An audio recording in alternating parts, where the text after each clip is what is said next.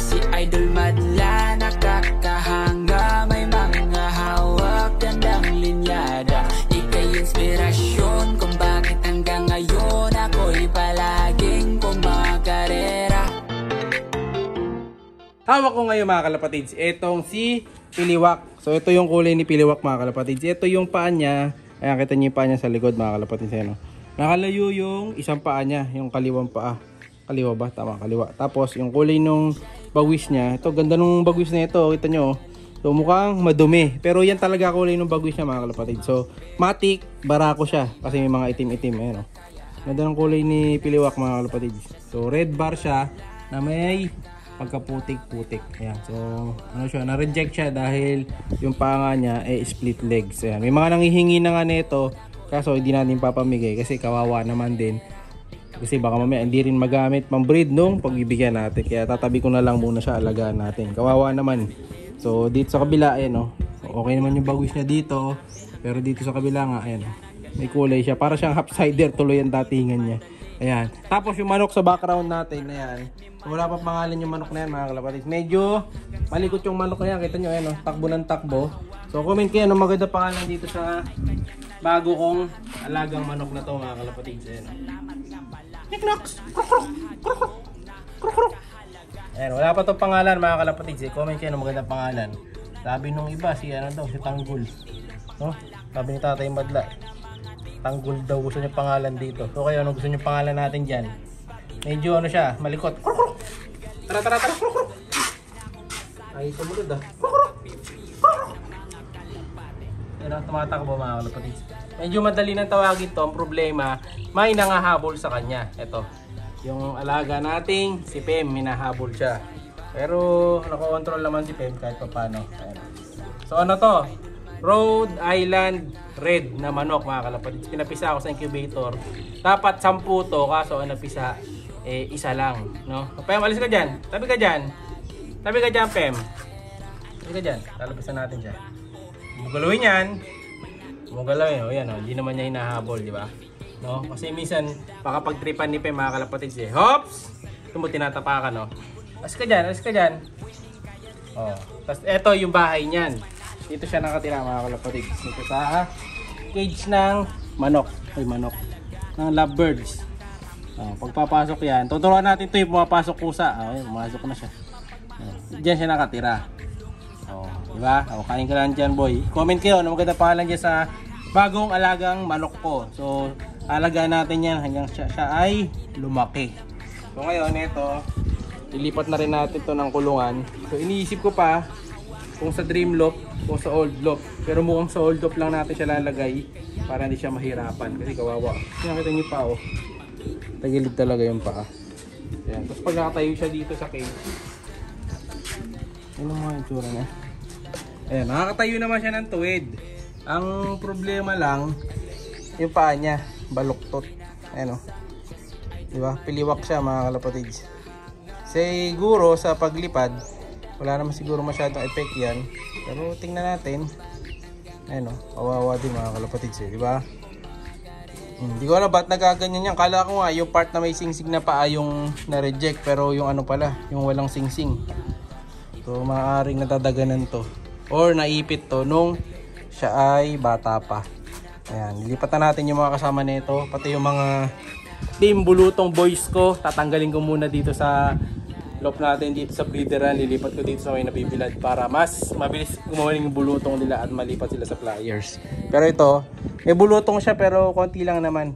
So diretso na to sa likod. So tara, kunin na natin yan ha. Let's go. Hindi naman siya ganun kailap oh. Mabait naman eh. Tara boy. Ito naman yung mga kulutong batch natin mga kalapatids. Lahat to may mga bulutong mga kalapatids. Pero yung iba halos patuyo na, no? So dalawa lalagay natin dito sa old lock kasama ni Piliwak. Ito si Piliwak. Tapos yung isang Grisel, ayun. Kasi speedbird yung Grisel mga kalapatids no? So may pasok ng speedbird tulahin yan, kaya hindi natin ilagay sa taas, no? Para matesting ko rin dito sa baba o talagang may speed siyang nakuha sa magulang niya. Tapos ayun yung isang Grisel naman sa taas. Ayan, kita nyo yung isa nakapalang bulutong sa mukha mga kalapatids. Yung iba, ayan, kita nyo ito, wala nang bulutong, patuyo na. Oh, yung isa sa toka. Karamihan to nasa balikat, saka nasa paa. Pero mga minor lang naman, bulutong lang naman yan. Wala nang problema. Kagat lang naman ng lamok yan. No, wag lang yung grabe. So, pag nawala yan, matik mga kalapatids. Malakas na kagad yung mga yan mga kalapatids. Kasi pagka ganito, medyo iniinda pa nila eh. Pero pagka natanggal naman na, ayun, okay, so alright na yan. May dalawa lang ako hiniwalay. Nandun sa kabila, yung medyo mas marami bulutong. No, yung isa hindi naman pala gano. So, lilipat ko na lang din sa likod yung isa. So, bali, kaso wala makakasama pala yung isa. Pag winalay ko yung isa, malulungkot siya, wala siyang kasama dito sa cage, baka hindi kumain. So dalawa sila ngayon dito. Ito yung isa. Yan. Yung isa, nasa likod lang yung bulutong nito, bagya lang. Kaya lang medyo malaki-laki. No? So ito yung isa, yung medyo makapalang bulutong mga kalapatid sa yan. No? So yung isa na yun ang iniisip ko kung tatanggalin ko. Pero tatanggalin ko na to siguro. No, kaya ano muna natin tong isa. Ito kasi medyo makapalang bulutong niya mga kalapatid sa yan. No? Nasa toka pa, malaki. So tanggalin na natin tong blue bar. Sa likod ko na lang lalagay ito. No? For the meantime. Kasi dun din naman siya. Sakali, nabalahay nun. Ay, kapatid yata ng Speedbird yun. So tama, dun na siya. Kala ako sa taas siya. So ngayon, inire-ready na ni Madlato ipaglalagay ng mga to para mailipat na natin. Pero yung dalawa, nalalagay sa likod, nalagay ko na. Kukunin ko na. May tanda na rin to. So yung clip ring nila iba kulay dun sa unang batch. Kasi yung unang batch, white violet. Ito, white pink. No? Hindi natin pinagpareho ng batch para di tayo malito. So kasi Madlato, pag magtuturo na ng mga ibon. No? Kasi pag pinagpareho natin ng ring yan, baka mapakawalan yung mga bagong batch. So ito yung isang grisel. Ayan. Kapatid to nung blue bar na nakakahiwalay. Ayan. Ang kapal din ng bulutong nito dito yung bulutong niya sa gawin na to. Saka sa may puwetan. Pero okay lang naman yan. Bulutong lang naman eh. Ayan. Mga ano lang to, 2 weeks lang. Tuyo na. Tanggalin na natin. Dadalhin na natin sa likod. Tatlo lang sa likod. Halos puro pang ano ko yung pang derby ko yung mga nasa kabila eh. Ito yung mga pang Speedbird natin. Pasok na natin siya. Ayan, mga kasama niya dito, ayan, mga naka white, violet, na clip ring. So yung ibig sabihin ng white, wala pang vaccine. Dahil wala pa rin tayong vaccine na nabili. Ito yung kapatid ng grisel, yung may kulutong. Ayan o, binakbak ko na para mabilis nang matuyo. Ayan. So yung nasa paa nito medyo dumugo pero okay lang. Mas maganda na yun kaysa hindi agad gumaling. So pagka binakbak natin kasi, mas napapabilis. Pero pag nasa mukha, sa mukha wala siya eh. Nasa katawan yung ano niya, bulutong. Ganda pa naman nito. Speedbird din. So lagyan na natin to sa likod. Gusto ko dito sa isa na to, buwang katawan. Kaya okay na okay.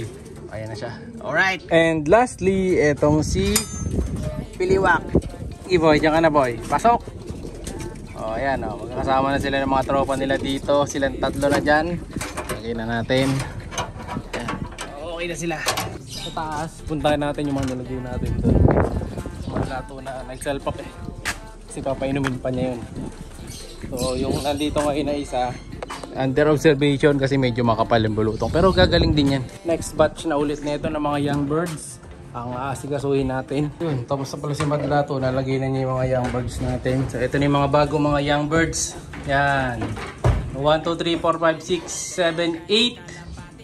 Dami din pala, 8 din pala to mga kalapatids. Yung iba, pagod na.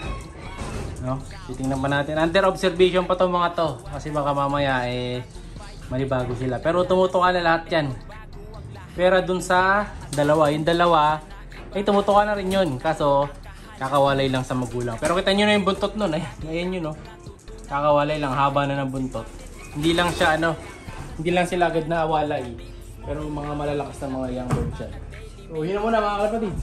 Para sa araw na to, update na lang kayo ulit susunod sa mga bago natin mga young bird. And then syempre, yung pag-bird natin, alam nyo na, comment palagi para makatanggap. Like, share, subscribe. Ingat! Siya'y kalapatistang napakagaling na kinakilala.